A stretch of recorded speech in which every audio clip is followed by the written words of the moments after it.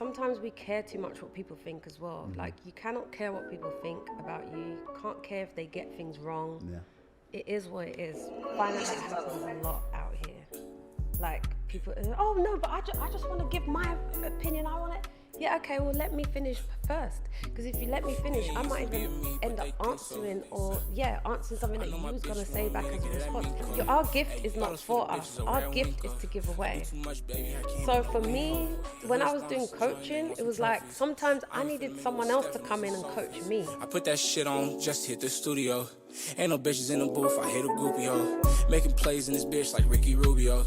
I was boxing the garage just with Julio. Retail therapy, I don't need a therapist. I guess it's probably time I acting arrogant. Alexander face mask, I'm looking like a terrorist. But this. Thank you to another episode of JOCTOBER Podcast. I'm your host, Jock Smith. Keep liking, subscribing, hitting that link button below. Special guest today on the show, the one and only, but very unique. Entrepreneur, artist, lifetime specialist, creator, influence, and award-winning multi-hyphen creator. Thank you for coming to the show. Thank you for having me. No, I appreciate you for coming. How's your day going? So far, amazing. Amazing? Yeah. That's pretty good, especially in LA. You know, traffic and stuff is crazy nowadays. Yeah. You know, so I've been hearing they call you the risk taker. You know, you take risks in life. You got you to where you are today.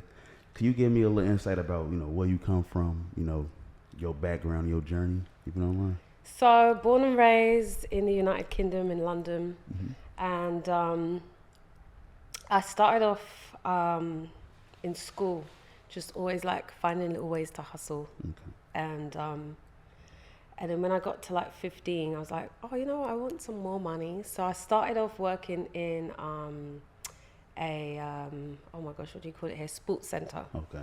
Yeah, so I worked in a sports center, and while I was there, I was like, oh, there's not enough stuff for the children to do. Even though I was 15, I was like, there's not enough stuff for like other kids to do. Okay. So I set up this thing called Camp Energy.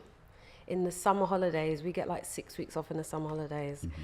And Camp Energy was for 8 to 16-year-olds to come and do different sports. Okay. So my mentor at the time, she was my boss. I told her the idea, and she was like, okay, craft the idea, we'll see what we can do. And yeah, Camp Energy was born. I remember the newspapers came out and done like this whole big article, and we had like the t-shirts made. It was really fun. So that was like my first entrepreneurial endeavor at the age of 15. At the age of 15? Yes, yeah. So that's, you know, I seen a quote that you mentioned, you was 8 years old, you visited the United States, and you knew like this is where your heart desired. Mm-hmm, mm-hmm. Let's go back into that moment, you know, at the age of 8, knowing what you already wanted in life. Can we speak on a little bit about that? Yeah, so, you know, in the UK, like, we had all the shows, you know, like Saved by the Bell, 90210, all those fun stuff. Okay. Yeah, from back in the day, yeah. And so, you know, we'd watch all these shows, and for me, it was like, oh, you see the sun shining and all this great stuff, and they're in schools with lockers. We didn't have lockers in school. It was all those, like, little things. It was, like, fun to look at. And so my family went on holiday every year. Every year we'd go on holiday somewhere, like Jamaica, different places, Canada, America, whether it was New York, California. And so I just, out of all the places that I visited, I really, really, really loved California and New York. Okay. And so I just knew, like, this is where I really want to be. Mm-hmm. I felt like that's where I was always meant to be. So yeah, from a young age, I was like, I'm going to live here. I'm going to live here. That's something I can actually say, like, I inspire you for doing it, because it's a big step in life. Do you feel like that was the biggest risk you took in life? Honestly, I guess so. Like, how I feel about it, I feel like it wasn't that big of a risk. It's like, oh, okay, cool, I'll just do it. If it works, it works. If it doesn't, I can always go home. Mm-hmm. But when I talk about it with other people, especially people from here and people from here that haven't traveled, they see it more as a big deal. Yeah. So sometimes I'm like, oh, maybe it was like a big risk. Right. To me, it wasn't though. Okay. But I think that's just innately in me to risk take. Yeah. So yeah, I guess it is, but to me, it doesn't seem like it now. Something normal. Yeah. Because some people, you know, like even moving to cities, like for example, from Chicago to Cali, I always feel like that was big for me. You went from from a different place. Yeah, no, I came here. I was in New York first. Okay, I was in New York first. Then I came out here, didn't like it. I was here for 2 years, moved back to New York, and then COVID hit. and we didn't know how long it was going to stay.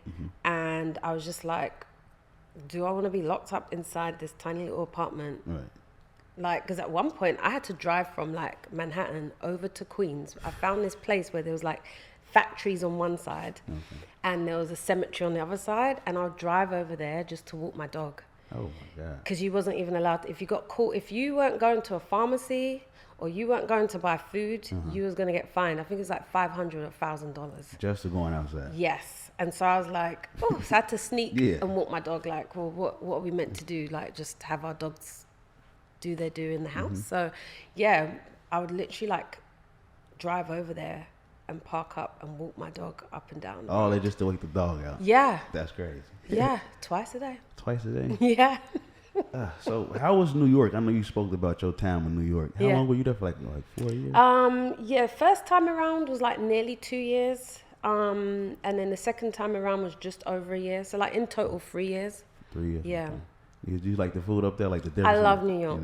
I'm not gonna lie, I have a love affair with New York. Like for me, New York, if New York had California weather, I would find a way to teleport, hitchhike, swim back. Somehow I'll be there like in a flash. Exactly. Like literally, like I love it. It's just the weather. I don't like the cold. You don't like the snow? Obviously, growing up in the UK, we had cold, but then the snow on top of it, like hell no. You don't deal with snow in the UK, huh? Pardon? You don't deal with snow in the UK? Not really. I mean, our snow, like it will snow maybe, I mean, we've had a few times where it's like thick snow, but usually it will melt within a day or so.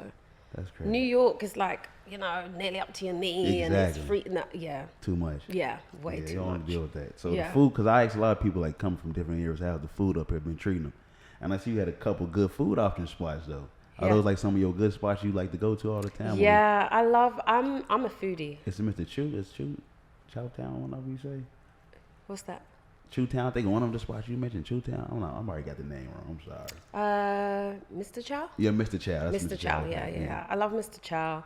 I love Mr. Chow. I mean, I named like the hot spots. Yeah. But there are some little good spots like in Inglewood. There's this place where I go to get like my gumbo. It's really nice. Gumbo. There's a nice taco place down there. There's good spots. There's actually a really nice place that sells African food there, like Nigerian food in Inglewood. All the good food spots in Inglewood. It's just the thing is I don't really know the names of them. It's just I know how to get there. But there's like the places I name like Avra. I love Avra. That's like upscale, nice Greek place. Mr. Chow's nice.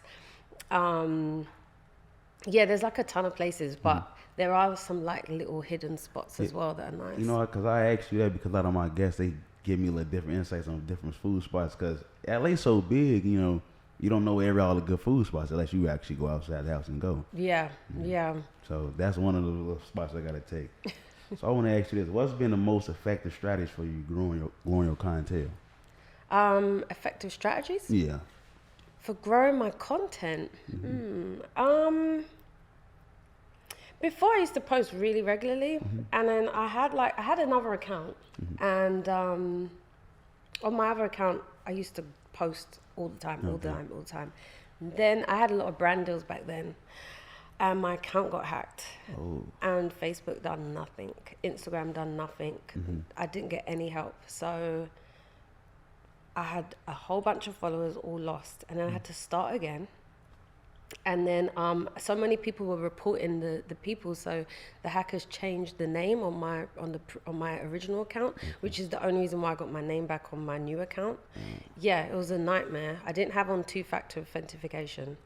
Yeah, so if you haven't, you need to turn that on, everyone, because honestly, it's a life changer. So yeah, I lost everything. I had to start again. So now with this new page that I have, I don't post as often. I don't put too much energy into growing it like I did before, only because of me getting it hacked. I feel like now, because I'm doing like more partnerships on there, it's more strategic with the partnerships that I choose to do.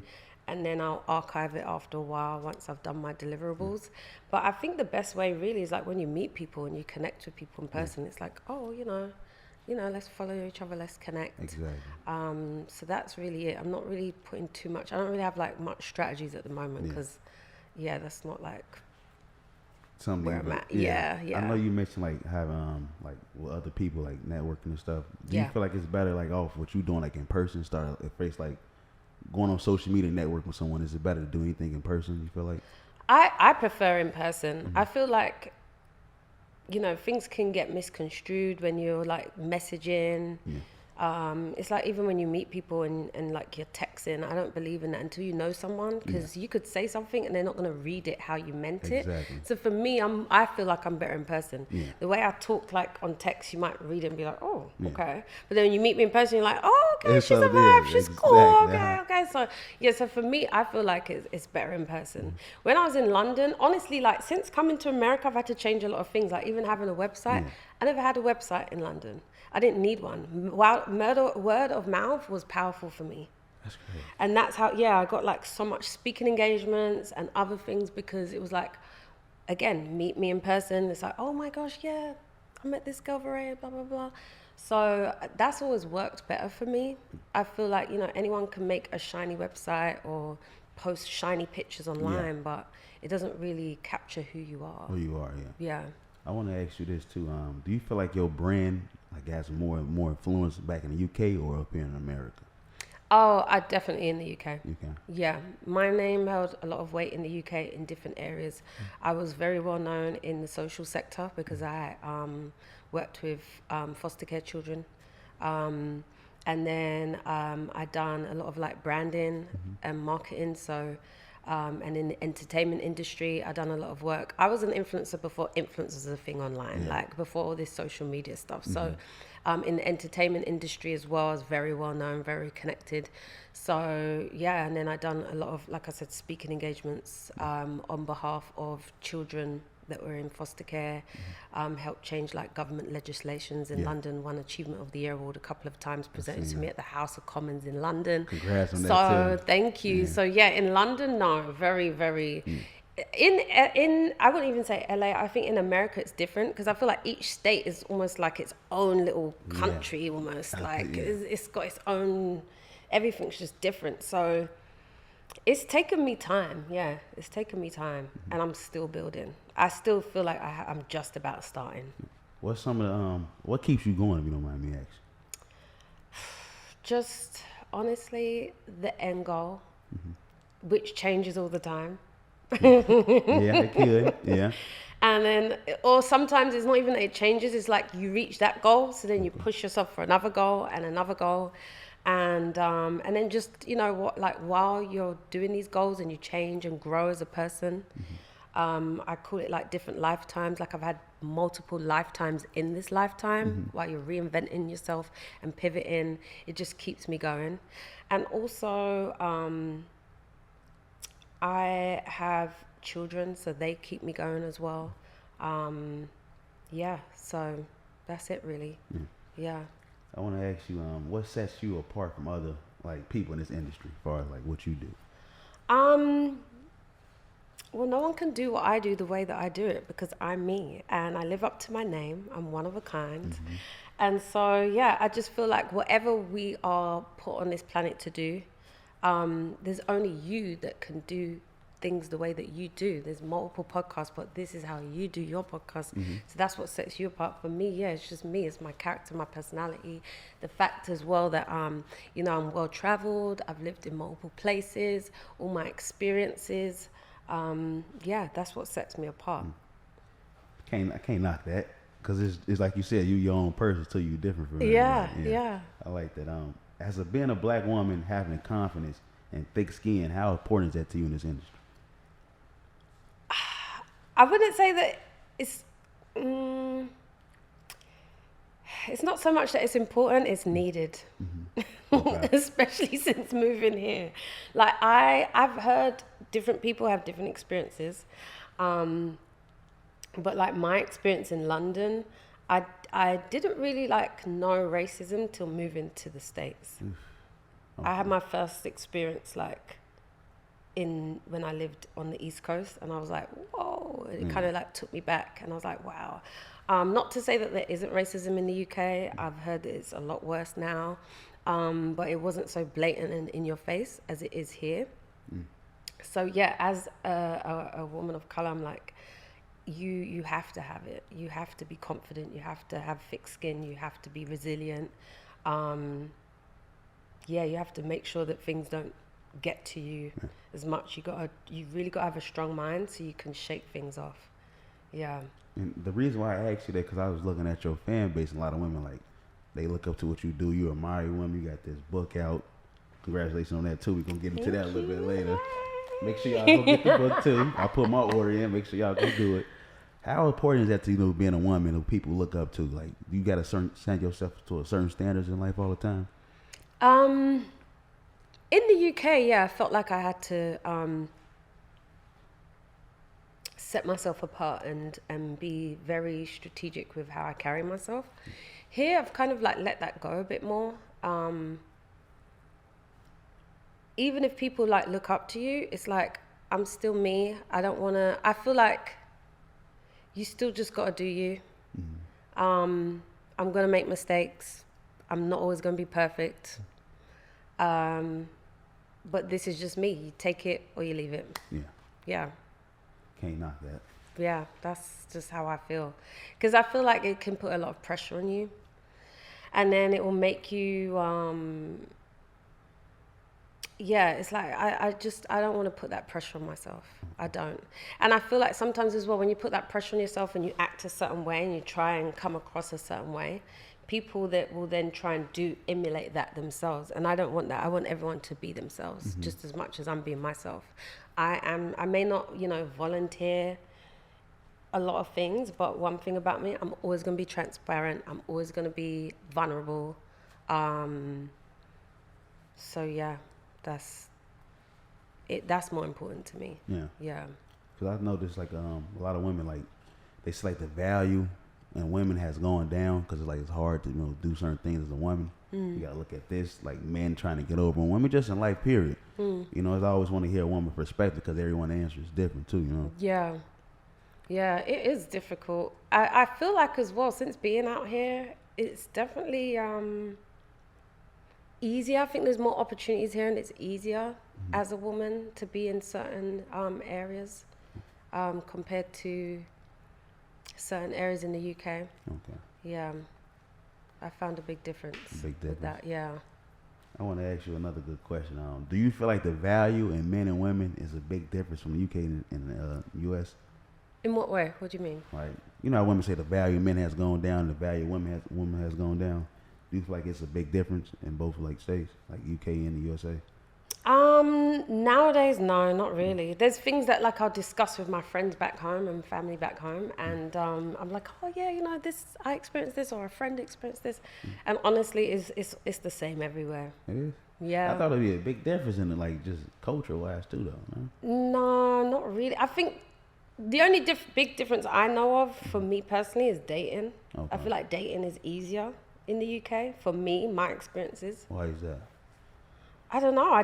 For me, my dating experiences in the UK were different. Okay. I always had men that were courteous and treated me like the queen I am without me I didn't have to teach them anything. They just came in, saw my standard and excelled above it. Yeah, it's been an interesting experience. Yeah, I feel you're not finding that type of standard now. Yeah, culturally here, I've not really experienced that here with certain demographic. Gotcha. Yeah. They say some men up here more snobby. I be hearing that, stuck in their ways. What, here? Yeah. I have no comment. I just feel like... I don't know. Culturally, I don't know. And obviously, I can't put it down. I haven't met every guy. Yeah, gotcha, yeah. But some of the guys that have had the audacity to say they like me, I'm like, oh. Because I'm just like the guy that try to come interact with you, just off the, one conversation or something, It's probably not good. It's not a good look. It's not. I can see that. Okay, I want to ask you this. After winning your achievement award at the House of London, Lords of London, congratulations, by the way. Thank you. Do you feel like that was a turning point in your career? Oh, yeah, no, it definitely made a turning point. I got a lot more speaking engagements after that. People respected me a lot more. And that was a long time ago. I won it twice. yeah, it was a big turning point in my life. That was when I also helped change some government legislations for foster care children that were between 16 and 24. Oh, okay. Yeah, and we helped because the government they're very out of touch. Obviously, you know, these are like very high profile, wealthy individuals, and the foster care children we was working with, obviously they don't have family, Right. and they were getting something like, I don't even know how much it was, like maybe like £50 a week, maybe that's like $60 a week, and that's meant to do everything, buy all their groceries, everything. And so it was like, we was able, after winning that award, it was like, was able to go in to the House of Commons and speak to these lords and ladies and MPs, you know, just government officials, and say to them like, okay, let's break it down. Like, what do you think the cost of living is? And they were so out of touch, and so we helped change those legislations to help the foster care children get access to more things that they would need, essential things that they need to help them while they were in transition. That's dope. That's dope. I wish they could do stuff more like that up here, but that's... Yeah.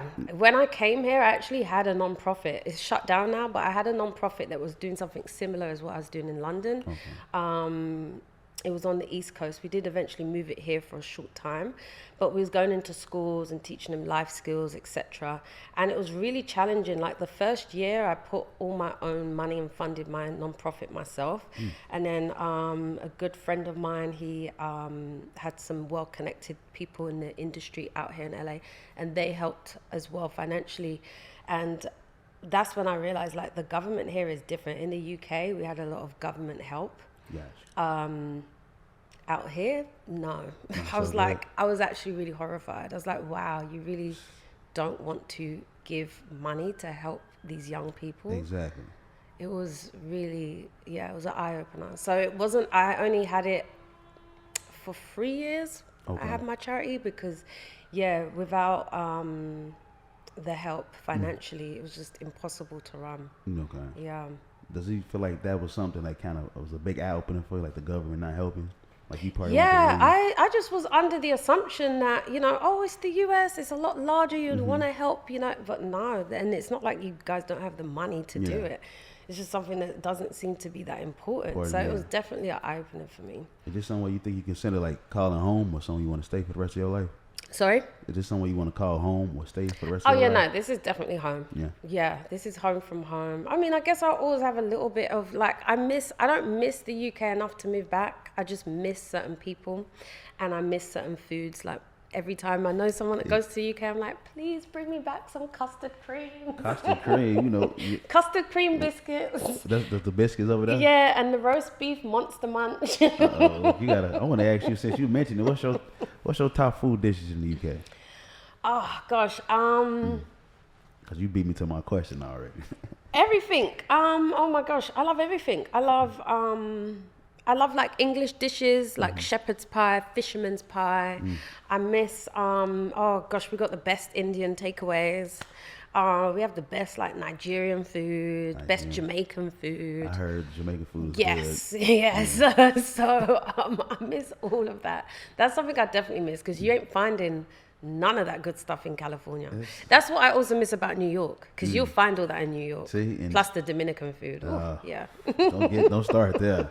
They got all type of options, Lord. Because a lot of people, I agree, people get mad at me when I speak about California food. It's not all that. So I'm sorry. It's a lot of it is bland. They got everything else, but the food is like. Yeah. It's very like, it's generic. There's certain, like I said, there's certain places that I love, that I'm like always there. But it's not that many places. Right. Whereas like, New York or London, I know a lot of places. I know a lot of people always say like, oh, there's no good food in London. I had awful food. And then I ask them, I'm like, where did you stay? Central London? Yes. Hold on, what's the difference with Central London? Yeah, so basically it's like if someone comes here on holiday, they're usually going to stay somewhere in Hollywood. Gotcha, I see what you're saying. Right by the Hollywood stars. Yeah. Or you go to New York, they're going to stay right by Times Square.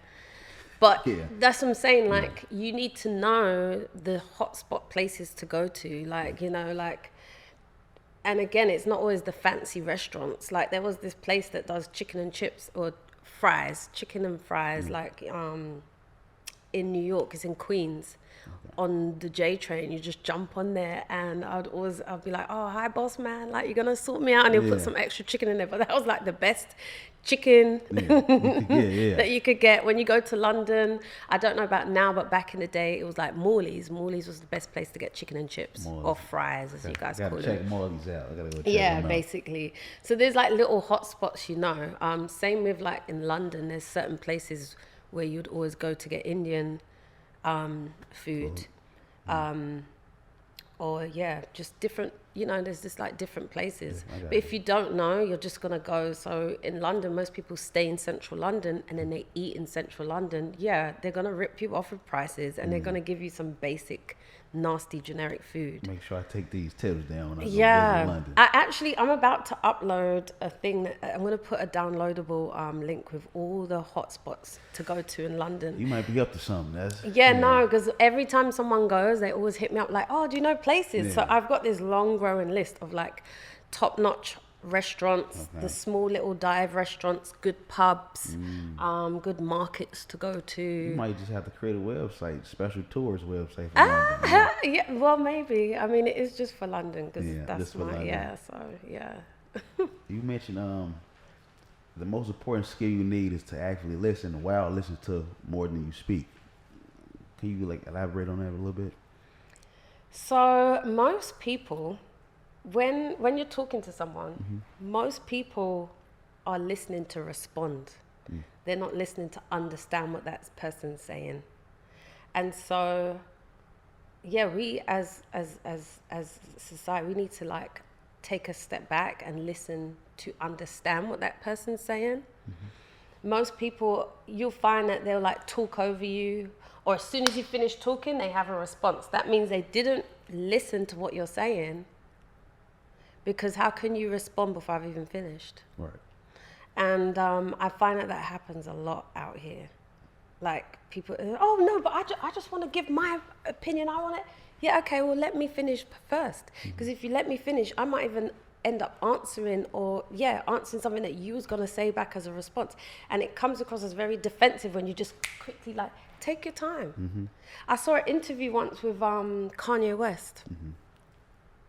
And he was with, I think it was that TMZ dude. I don't know, the main one. Yeah, I know you're talking about. I forgot his name, so he asked Kanye a question, and Kanye paused. And the guy was like, oh, do you need me to rephrase that or blah, blah? And Kanye was like, no, just give me a second. Like, do you know what I mean? What's the rush? Let me think about what my answer's going to be. Just give me a bit of time. And then it would have been good if that guy then, done the same thing in response. Like, okay, now he said what he said. Let me think about what that really means. And sometimes as well, we're so quick to give an answer as well in response to someone that is all about, we turn it around, make it about us. It's like, no, put yourself in that person's shoes. If he's really listening, don't make it about yourself. Like, what were they really trying to say to me? Am I really comprehending what they were saying to me? So that's why I would say, like, make sure you're actively listening. Don't listen just to respond. And sometimes it's okay to not even have a response. Yeah, that too. So I'll be sitting there like, should I say something? Think it out. Yeah, no, sometimes as well, it's good to like, you know what? I'm not sure what to say to that right now. Or I don't even have nothing to say to that. Like, even like earlier this year, I was talking to someone that I was just getting to know. And she would like, just general chit chat. And it's like, cool, we just have these general chit chats. And she's asking me certain things like, I don't really get into like gossip and whatever, right? But you're asking me these opinions on celebrities. And I was like, I'm not really sure. And she was like, oh, it's so difficult sometimes. Like, you don't really ever have a response. And I was like, well, some things like, I just genuinely don't know. That like, you're asking me to have an opinion on something that I've never personally gone through or experienced. I don't know anyone else that has. So I don't know how to respond. Like, it's okay for me not to know how to respond. And so it was very like, she was so offended by it. And it was like, but there's nothing to take offense to. I just don't have anything to say. We don't have to fill the space with something to say all the time. And it's like they want that answer quick. Yeah. Which is like, okay, let me sit and think about it first, Yeah. And then even when I have thought about it, I still I don't have anything to say. Like, I don't know what to say about this person who they're dating, there's nothing to do with me. I don't know what the response is to that. I don't have a response. And I think sometimes, like, that's what I'm saying, we don't always have to have an answer. Mm-hmm. Yeah, that's true. You just sit there and just think it out. Yeah. I want to dial into the book, Unlocking Your Renaissance. Congratulations on that book today. Thank you. I think you dropped it February? Yes, February this year. This year, okay. Yeah. Congratulations again. Thank you. What's the meaning behind the book, you don't mind me asking? So, the meaning behind the book is 7 keys to transform your mindset and your inner dialogue. And the meaning behind it. So basically years ago, so remember I told you I started with the camp energy and I was working in the sports center. Okay. And then like a couple years after that, I started working with youth in transition. So, you know, fast forward how many years into that, I then became certified as a counselor, or you guys would call it a therapist. And after like a year of doing it, I didn't really like it. I wanted to like give the clients like a response. So that's when I got into NLP, neuro-linguistic programming. Okay. Loved it. And I loved, then I got certified as a life coach as well. So I was doing that for a while with clients, life coaching, just with particular clients. I was very like strategic with who I would do my work with. And so I've been doing that for a very long time, like well over a decade, and I've got a lot of experience in that area.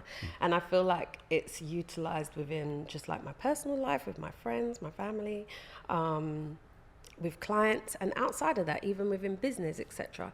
So now that I'm like fully immersed in my branding consulting and my influencer work, my NLP, I have select clients that I've been working with for a long time, on and off. I don't bring on any new clients. Like, those are just my clients. It's not something that I do all the time, but those who know. And so last year I was streaming on this Japanese, well, a couple years ago, I wanted to do a book. And I was dating someone, and he just looked at me one day and he's like, "You need to release your book now." And I was like, so I was like, okay. So I made this cover. A beautiful cover. Thank you. Yeah. And I was like, okay, this is it. I printed it off and I was just looking and I was like, right, I'm going to do the book. Anyway, put it on the shelf. Then last year I was streaming on this Japanese app. It was the US version of this Japanese app. And I was streaming on there, doing my influencer stuff. And I had like a lot of people just, you know, you get like the same people coming into your room and saying hi. And they'll just be asking me questions. And so back in the day on my old influence account, I had this thing called Ask V Anything. Okay. And because, people just call me V for short sometimes. V for sure. So they would just ask me questions. So in this app, people would come in and ask me loads of questions. And so I was just answering it. And they're like, "Oh my God, you're so smart. How do you know this stuff?" And I was like, "Oh yeah, I'm certified in NLP and I'm a certified life coach." They're like, "Oh my gosh, like, you know, can I book you?" I'm like, "No, I'm not taking on new clients." Yeah. And then a few people like, "You should write a book." And I said, "You know what? I'm going to pick up that project and write this book. It's been on my heart for years now. Let me just do it." Because usually I'm the type of person, if I get an idea, I execute it. So I was like, don't just leave it on the shelf, like pick it up. So that's how the book came into fruition. And I was like, because I'm not doing the coaching so much as I was before, let me put all my wisdom, well, not all my wisdom, but a lot of my wisdom in a book that is readily available to everyone. So therefore it doesn't exclude. Yes. Whereas my coaching, it does exclude, because not everyone can afford me. Yeah. Like my NLP, I guarantee you, is so good. My coaching sessions, if you've been stuck for a while, I guarantee within 3 sessions, I know that I can unlock whatever it is that you're stuck with. And so like a few years ago, I'm not going to name the person, but there was someone online who's like very renowned, some relationship guru, who came to me and wanted a session. And so I gave him a session. It was like an explore session just to see where he was at. He'd been stuck for years, hadn't done any tours, nothing, right? And he's wrote like books and stuff. His life was a mess, like obviously well, technically he wasn't my client, so there's no confidentiality, but, you know, basically complete mess, but you're giving advice, but your relationship was a mess, like everything was a mess. And basically within that one little session, I unlocked everything for him. Within a few weeks, he was back on tour, he was doing this, and I still have the text message like, wow, you don't know what you did for me, blah, blah, blah. I was like, okay, so do you want to move forward with sessions? No. I said, all right, cool, that's fine. Like, you got the breakthrough you needed. Could you at least give me like a recommendation, a review? He just went ghost. I didn't hear from him again. And from that moment, I was like, that's it. I'm not taking on new clients because, like, that's when I knew, like, I've always known my worth, but when it comes to NLP and helping people with their problems, I know that that's really like a gift that I have. Yeah. It's like you don't want to waste no time either. No. Yeah. And so I was like, you know what? I'm going to stick with the clients I have because they pay me my worth, but most people cannot afford me when it comes to like NLP and stuff like that. It's just like a hidden talent I got again. So I was like, let me write the book. That way you have access to me a little bit. This is the first of many. Give them a little insight on it. Yes, yeah, but there will be more. And so far, I've had nothing but good reviews from this. And this is like from people that I know will give me like honest opinions. But so many people have come to me and said like, this book has helped me. Some have only like, one person I know, she was like, I've only read one chapter and I'm like blown away. Yeah, so I was like, oh, okay. And it's helped people in different areas. I got my book coming soon, so. Well, I actually booked this for you as well. Oh, So you did? Oh, yeah, so you got two. So yeah, so you can gift, I know you said, you know, with My your mum. mother, So yeah. yeah, so I when you get appreciate your one, you can give that to your mum and then I'll sign this one for you. Oh, so. look, I get the, oh, thank you. I appreciate that too. Thank you. Because I got to get into it because I need a little, you know, reinsurance in life too, though. Yeah, no, we all do. So this is 7 keys to transform your mindset and your inner dialogue. And honestly, I even do it. I even do my own. It's got exercises in there, questions to ask yourself at the end, like so you can reflect. So yeah. Because I seen in one of your articles you talked about like how you had to go over it to make sure and reinsuring yourself when you putting all this into the book. So yeah, so I wrote the book, and then when I was editing the book was more difficult than actually writing the book. Sounds crazy. It does. So initially it was a workbook. It's meant to be a workbook. And then I was like, let me change it into an actual full book. So it has like examples in there, real life examples of people that I know. You won't know whether they're like a client, a friend, or whether it's my personal experience. I think some of them I tell you that it's my personal experience, but some of them you won't know. Like they will know who they are. I've changed all the names. They will know who they are if they're in there. But and then I've got some examples of like celebrities and stuff like that as well. But yeah, I was like, let me change it into a full book. So as I was editing it, it took me kind of a long time to edit it because as I was going through it, I was like, oh, are you doing this yourself? Like when I tell you the most powerful part for me was the boundaries. You gotta get to that part. When I was reflecting on the chapter that deals with boundaries, I realized like one of them, I used my example. Okay.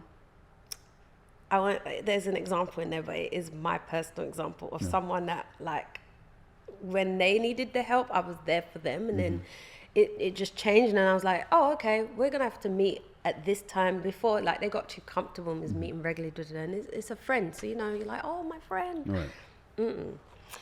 And I had to put some boundaries in place. And as I was rereading the story as I was editing, I was like, oh, are you doing that now? Because this was a story from years ago, right? Okay, I see. And so I was like, are you putting this in place now with the people around you? And I had to take a step back and be like, you need to implement this. You need to you cannot be releasing this book and you are not covering every single step in this book. Okay. And that's what I'm saying. Sometimes we forget.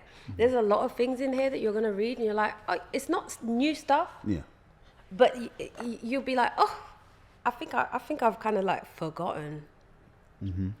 I need to put some more things. I had to check myself and be like, let me reinstall these boundaries. There you go, right. You have to, because some people be overthinking sometimes too. Yeah.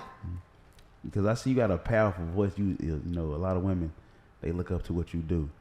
Where did this gift come from, like with the words you say and how you reassure a person, especially like on the woman's side?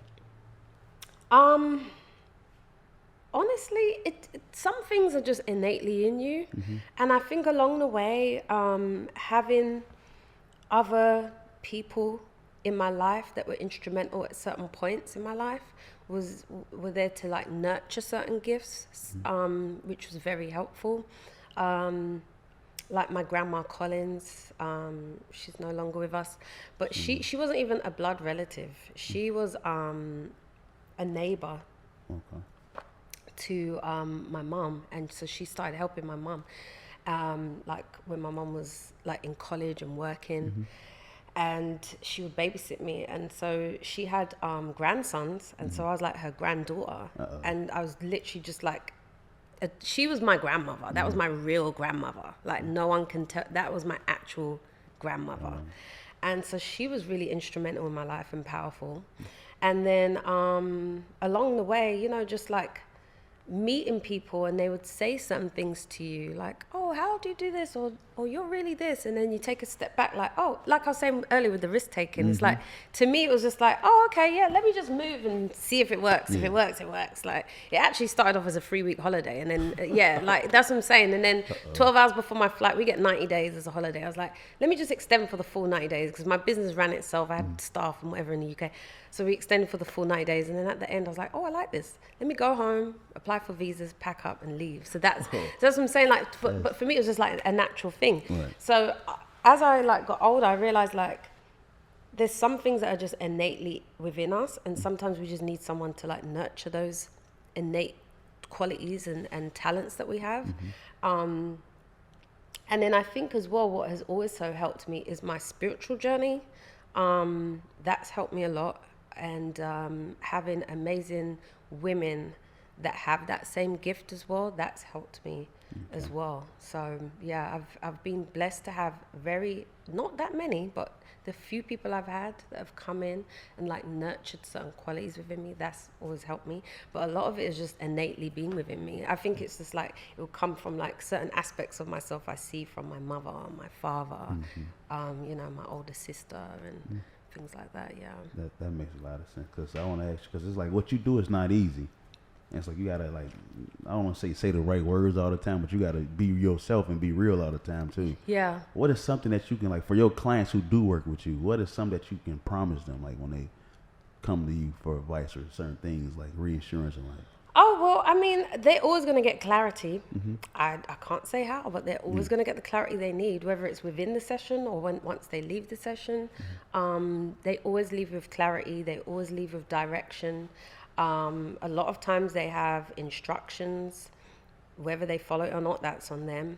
But they're always going to leave with clarity, and they're always going to have something that will help them with the direction that they need to take at that particular point in their life. Like what can you say is the most important thing for you in this business?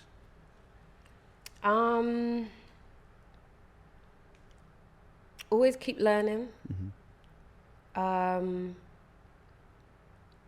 Be diligent, and yeah, just always be teachable. That's what I think is a good thing. You never know it all, so always remain teachable. And yeah, never be scared to pivot or reinvent yourself. I think sometimes we're too scared. Like we don't want to make a mistake. We don't want to fail. We don't want to, we care what people think. I don't care. Like I don't care. Yeah. There's like, you know, sometimes we care too much what people think as well. Like you cannot care what people think about you. You can't care if they get things wrong. Yeah. It is what it is. A lot of people care too much. I used to care a lot what people think, and now as life get older. Yeah, there's no time for that. Like, there's really no time. There's a saying, you know, like in the UK, how we love our cup of tea. You can't be everyone's cup of tea unless you're a mug.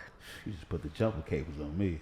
So that's what I'm saying. Like, are you a mug? Are you an idiot? No, you're not. So no. Like at the end of the day, I'm gonna be for some people, and for some people, I'm not. You're either going to like me or hate me, but guess what? I was good before you, I'm good during you, and I'm even better once you've left. So if you're meant to be for me, then that's cool. And sometimes you're just meant to be in someone's life for a season. Sometimes it's a short time. Sometimes it's for a long time. Sometimes it's because you've got to learn something from them. They learn something from you, or it's both ways. It just is what it is. But I'm just not going to care what people think. Like... You know, and sometimes people can come into your life, they like you at first, and then they don't. Okay, cool. That's your opinion. There's plenty of people that do. I see you mentioned, like, people come in, like, for a season, and then, you know, Do you feel like people have a hard time of letting people go in their life as time goes on?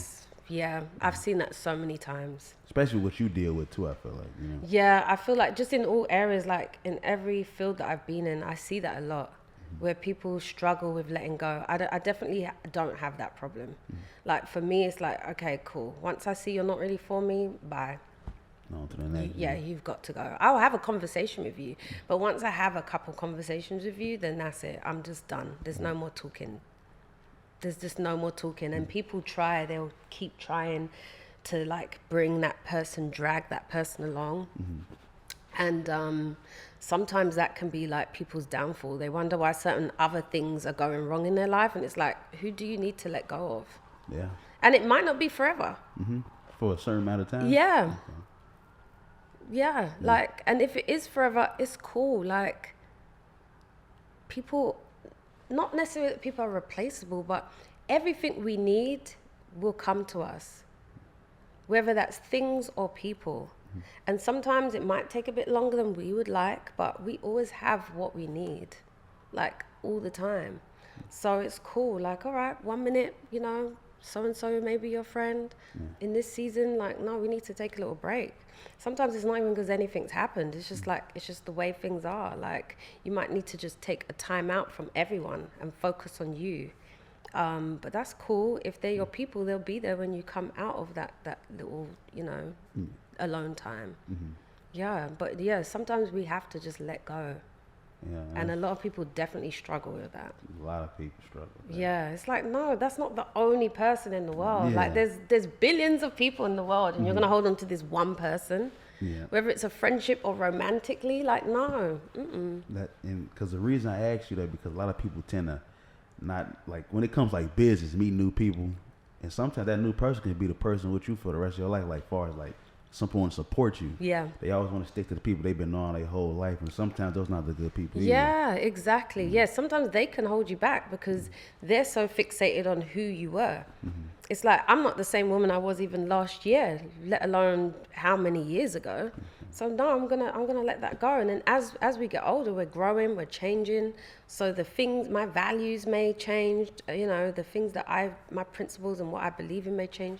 So you may not align with that now. So I'm gonna have to let you go in that season, or just distance myself at some point. Like, it's okay. Yeah, ain't nothing wrong with it. No. I got a quote for you. Every coach needs a good life coach. Can you elaborate on that a little bit? Oh, whew. I think that was one of my best ones from you.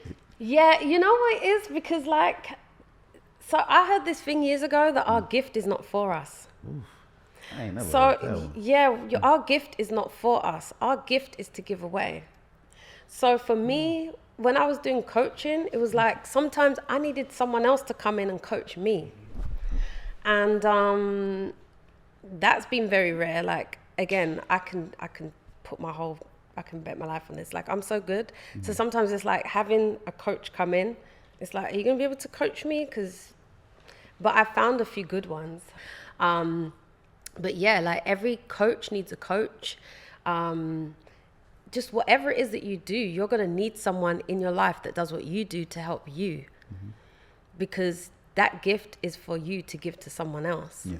So yeah, so for me, it was like, oh, okay, I'm so good at helping other people and doing all these things, but then sometimes I need that help as well.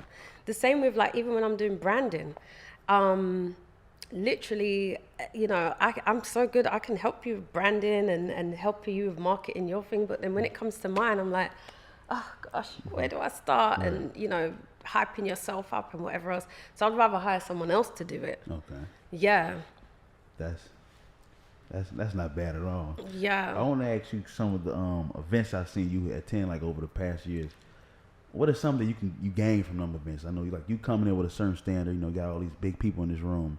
What is something you learn from, like, these events you attend over time? These events are amazing. Like, amazing for networking. I meet some incredible people, and it's just a good experience to like, yeah, go and learn new things. I meet people where I learn new things from these people. Okay. Whether it's a new strategy I can implement within my life or my business, a new way of thinking, and even sometimes just getting new ideas of what I want to do. Like, I remember about a year or so ago, I went to an event, and what opened up for me was an opportunity to do some, it was a commercial for this makeup company. And that just came from being in the room. Someone was just like, oh, you're a model? And I was like, no. And they were like, oh, you should, would you be open to this? I was like, yeah, sure. I was like, okay, let's just do it. Because you can do the modeling, yeah. Yeah, I was like, oh, okay, let's do it. Many light years ago, I used to do like promotional modeling and stuff. Yeah, like again, like I said, I've had multiple lives. I just go with the flow. But yeah, like, so when you're in the room, you just don't know what could open up. You don't know who you can meet. You don't know what new perspective you can take on. You don't know what you can learn. I remember as well, like a year ago, there was a room that I was in, and I knew someone there, and we was leaving the event, and they're like, oh, do you want to come with me here? I was like, yeah, sure. So we went somewhere else, and it was a bunch of their friends, and they were all talking about their experience in Hollywood, and they're all like huge A-listers now, right? So I'm sitting in this room with these incredible human beings, and they're all talking about their experience and how they came from nothing. And they're like, oh yeah, remember when remember when we was here, and you were sleeping on my couch, and we went to this event, and you didn't have this, and da-da. And I'm listening to these incredible stories, and it gave me so much hope and life, and it fed me. And that room was, it was incredible. It was so, I would have paid to be in that room. And yet I was in there from being at an event and seeing my friend, and then my friend invited me somewhere else. So these events are very good for those reasons. Like I said, you don't know who you're going to meet. You don't know what will open up to you. You don't know what you'll see that will just give you a shift in your mindset. Or just, like listening to people and getting a fresh perspective. Or like at that moment in time, I was like, oh, I've been here so long, like what's going on? And then I heard them, and they're talking of all the years that they were doing this and that, and pouring into each other and building up together. And it just gave me so much hope. And I was just so blessed and thankful to be in that place with them. I was like, wow. That's what I get from those events. You can't knock that. That's a lot of wisdom too, and a lot of advice you get from there. I want to ask you this one question. Being a woman that's coming from different areas in life, what advice can you give for a woman that's trying to get her career going? Trying to figure out things in life. What some advice you can give? Advice that I would give another woman would be, don't be hard on yourself. Learn to celebrate yourself. I say it a lot in my book, like celebrate the little things. It doesn't matter how small it is, like, whatever it may be, like just celebrate yourself a lot. Celebrate that you've made it through this year. Celebrate that you've, bought a new car. Like there's certain things that we do because we're thinking of the end goal. We forget that along the way there's so much other little aspects that are a big deal. And even after today, after speaking with you, and you reminded me of some things, like you've moved from that's sometimes I have to do that, like Veray, you've moved from a whole different country with nobody. You came here with your son alone. You didn't know hardly anyone. You be saying it like it's nothing. I'm like, and then sometimes that's what I'm saying. I have to take a step back and be like, okay, you're not where you want to be yet, but you're en route to getting there. And along the way, you've done a lot of things. Even the other day, someone had to remind me, like, a year ago we spoke and you said you wanted to do X, Y, Z, and you've literally done every single thing. It may not be in the capacity, because I was like, oh yeah, I want to do more speaking engagements and I want to do more panels and hosting. And I done one hosting gig in that last year, but she was like, yeah, okay, you might have only done one hosting gig, but you've done everything else that you only said to me a year ago. And within that time, you've won 2 awards. I won because the Achievement of the Year award was in London. Last year I won 2 awards for my branding, brand partnerships and consulting. And I won, oh my gosh, one of them was it was for the Women's Award for the Brand Partnerships and Strategic Consulting Award. I think I'm kind of getting it wrong. And the other one was for my consulting as well. Okay. So I'm like, I think I won one in like March last year, March, April, and the other one I won around July, August. So it's like, okay. Yeah, and one was for my work that I'd done in New York, and one was just like a worldwide thing, a company that was in the UK that found me. And so it's like, as a woman, we have to take a step back and be like, let me celebrate the things that I'm doing along the way to where I want to get to. No matter how small it is, we forget sometimes. And also we need to learn to rest. I would give that advice to women as well. We need to learn to really rest. Sometimes take that time to rest and sit and just, it's okay to sit still and just be like, you know what, today I'm not going to cook. I'm not going to stress about these emails. I'm going to just sit and enjoy.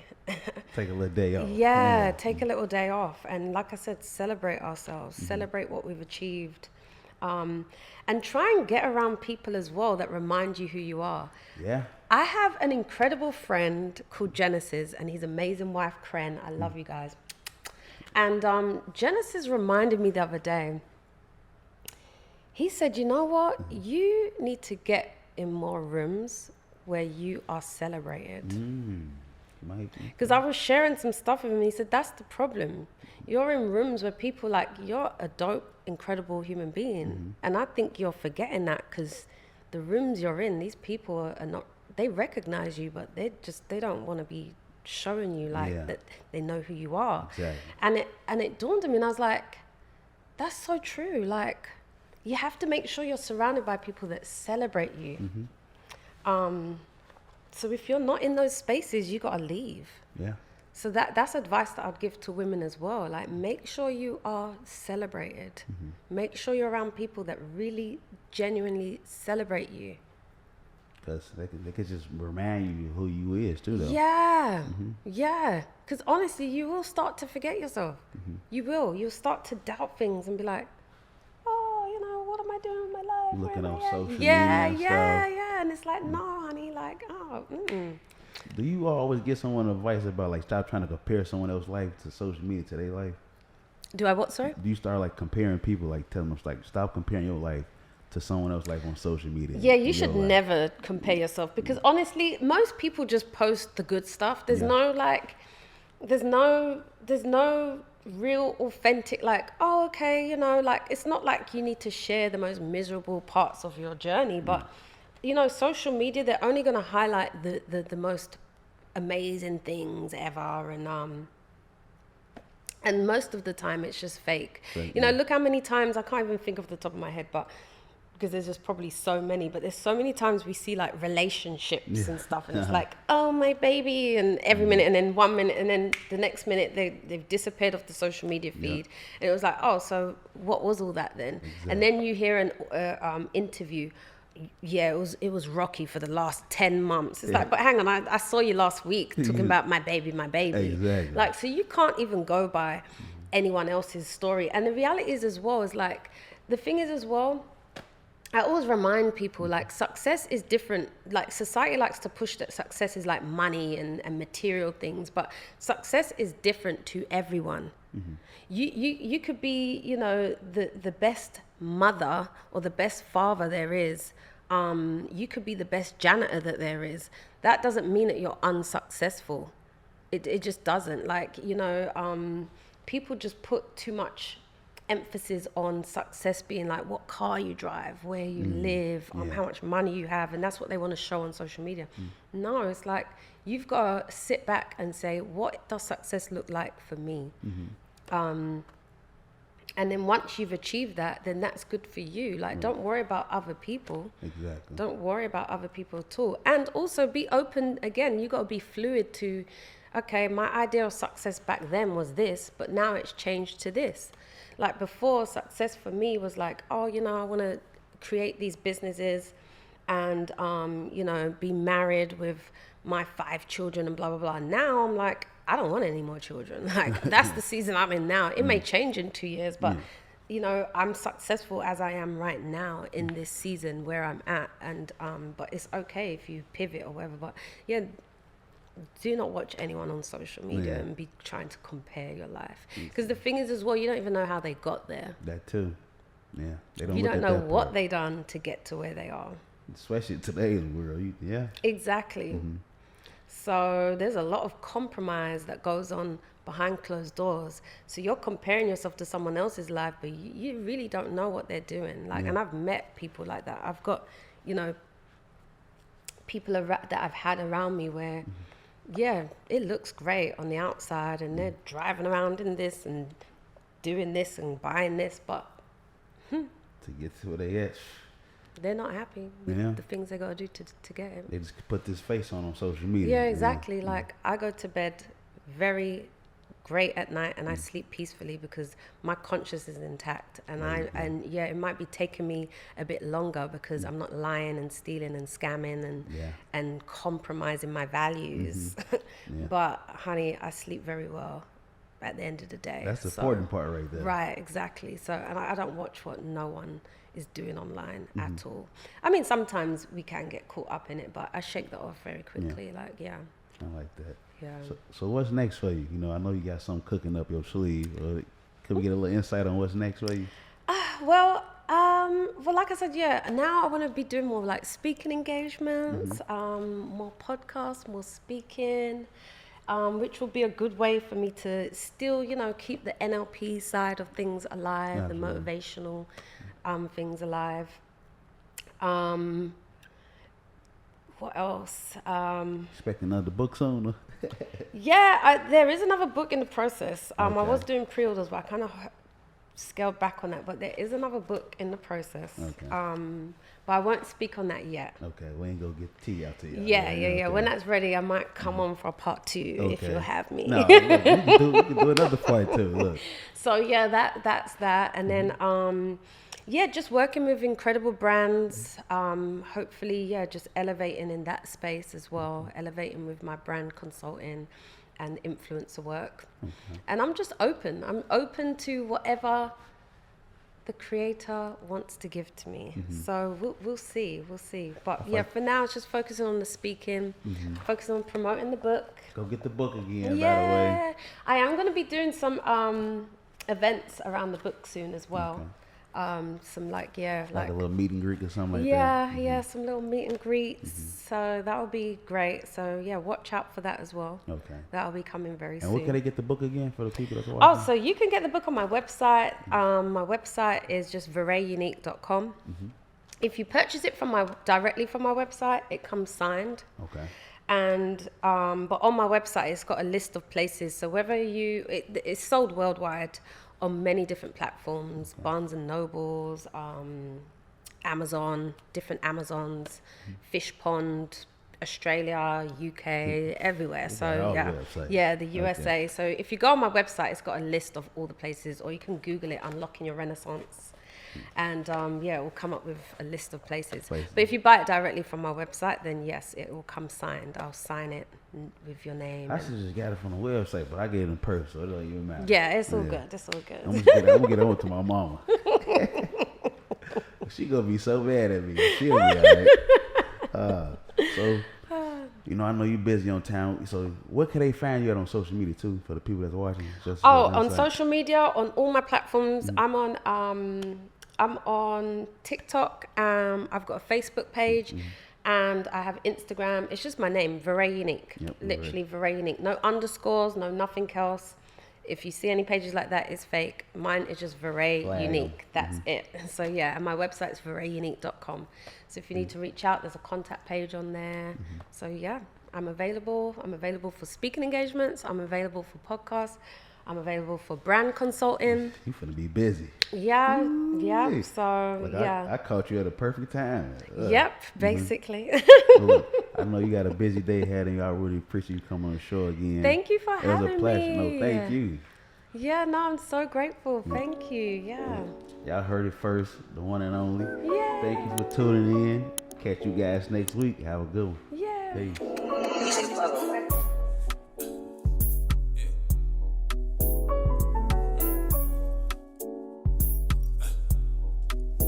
It ain't easy being me, but they think so. I know my bitch want me to get it at Minko. Hey, bottles for the bitches over at Winko. I do too much, baby.